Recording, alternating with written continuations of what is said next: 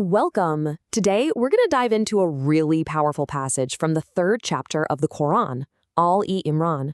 It brings up this fascinating and pretty intense question about belief, about our own choices, and whether there's really such a thing as a spiritual point of no return. All right, let's get right into it. So let me start by asking you this. Do you think there's a single, fundamental law that governs everything? I mean, everything. From the way a galaxy spins to how the cells in your body divide. The Quranic passage we're looking at today makes a pretty bold claim that yes, there absolutely is. And it uses this huge idea as the very foundation of its entire argument. So where does the Quran even begin to build this case? Well, it doesn't start with rules for us, for humanity. Instead, it zooms all the way out, like to a cosmic level.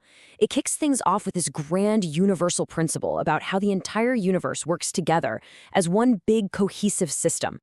Now, to really get this, we have to understand the key Arabic word at its core, Islam. In its most basic, stripped-down sense, it just means submission or surrender. And in this context, the Quran isn't even talking about a specific religion yet. It's talking about the built-in state of all creation, the way everything, just works flawlessly according to the divine laws that govern it. The text lays it out like this. Everything in the heavens and on earth has already submitted to God. And when you think about it, it makes sense, right?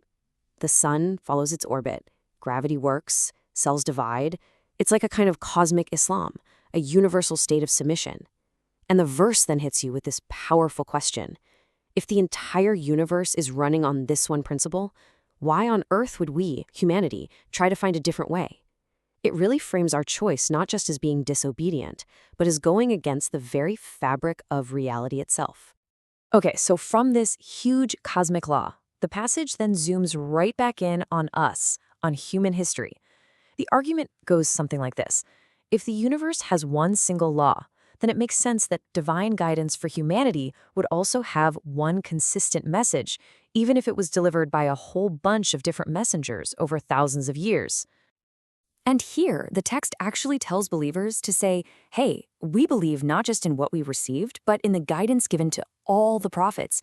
You've got Abraham, Moses, Jesus, all of them. The big takeaway here is that the message is meant to be universal, something that unifies people. It's not about picking one prophet and ignoring the others. It's about seeing that single consistent thread of submission that runs through everything they all taught. And, this isn't just a one-off idea either. The Quran actually repeats this concept to really drive the point home. You see a very similar statement, for example, in the second chapter, Al-Baqarah. This just goes to show that this whole principle of accepting all the prophets without discriminating is a really foundational theme, not just some passing comment. So all that context is absolutely crucial for understanding this next verse. When the Quran says that no religion other than Islam will be accepted, it's framing Islam not as some brand new thing, but as that timeless, universal path of submission that was taught by all the prophets. From that point of view, choosing another path isn't really about rejecting one religion for another. It's about turning away from the single, unified truth that's always been there. And this, right here, brings us to the real heart of the passage, the human ability to see this universal truth, to understand this unified message, and then to consciously make the choice to walk away from it.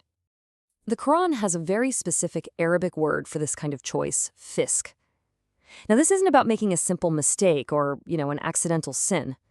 This word describes a knowing, willful choice to do wrong, a conscious decision to step over a line after you've already been shown exactly where that line is.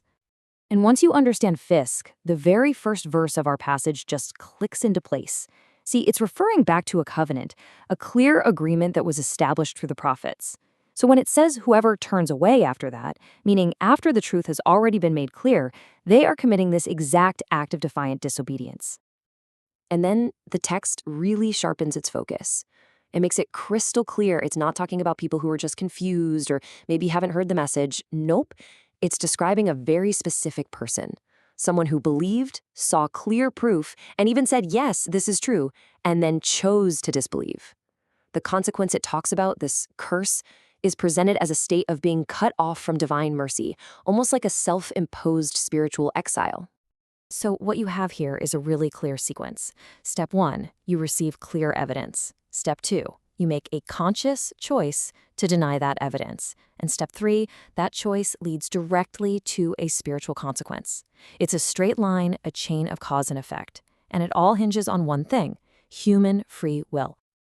Okay, so is that it? Is this state permanent? Is there a point where that choice becomes final? Well, this last section of the passage presents two very, very different outcomes, and it all hangs on one crucial distinction. The key to understanding these two final paths is one last Arabic concept: islah. This means to reform, to correct, to actively go and make things right. And it is the critical piece of what the Quran considers true repentance.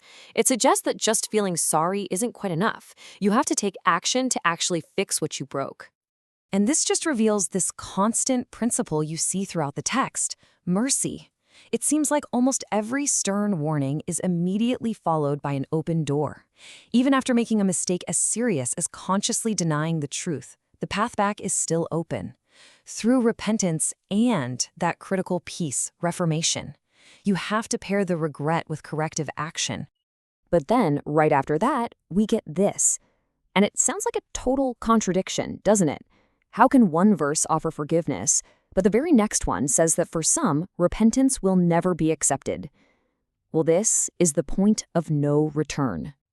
Now, the interpretation here is so important. This isn't about God suddenly withdrawing his mercy. It's more of a psychological and spiritual diagnosis.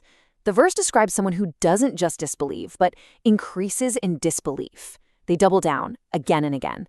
And this persistence, this constant denial, can actually harden a person's heart so much that they lose the very ability or even the desire to want to turn back. Their repentance isn't accepted because, in a way, it's never truly offered.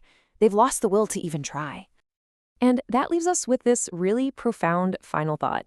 This passage took us from the entire cosmos all the way down into the human heart. And what it's really about is the immense power of our choices. It suggests that our decisions don't just shape our future, they can fundamentally reshape us. They can harden us to the point where some doors, once we slam them shut, become impossible for us to even find again. It's a pretty sobering thought on freedom and its final and sometimes irreversible consequences.